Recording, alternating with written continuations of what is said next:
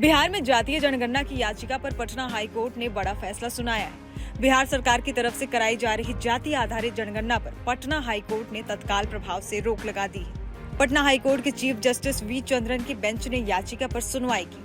अदालत ने जातीय जनगणना पर रोक लगाने के साथ ही जनगणना के अब तक के एकत्रित डेटा को सुरक्षित रखने का आदेश दिया है। याचिका पर अगली सुनवाई 3 जुलाई को होगी। पटना हाईकोर्ट का ये फैसला नीतीश सरकार के लिए बड़ा झटका माना जा रहा है। कारण सीएम नीतीश कुमार जातीय जनगणना को लेकर शुरू से ही काफी सक्रिय रहे हैं। नीतीश सरकार लंबे समय से जातिगत जनगणना कराने के पक्ष में रही है। नीतीश जाति के आधार पर जनगणना कराने की मांग इस वजह से कर रहे थे कि अगर ओबीसी की जनसंख्या में कुछ बढ़ोतरी होती तो अलग अलग स्तरों पर रिजर्वेशन बढ़ाने की मांग की जा सकती थी। हालांकि केंद्र सरकार शुरू से ही इसके खिलाफ रही है। केंद्र का कहना था कि ओबीसी जातियों की गिनती करना कठिन काम है। अब मामले पर क्या कहना है नीतीश कुमार का, सुनिए।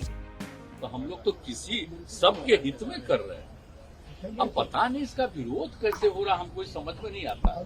इसका मतलब लोगों को मौलिक चीज की समझ नहीं, और ये तो होने का डिमांड कितना दिन से हुआ बताइए।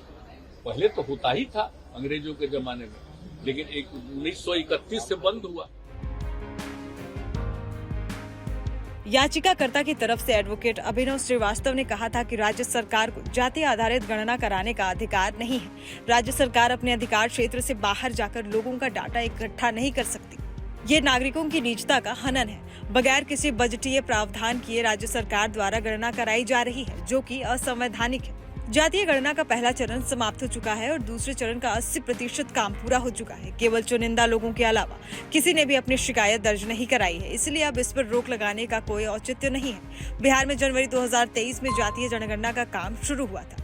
दूसरे चरण का काम 15 अप्रैल से लेकर 15 मई तक होना था।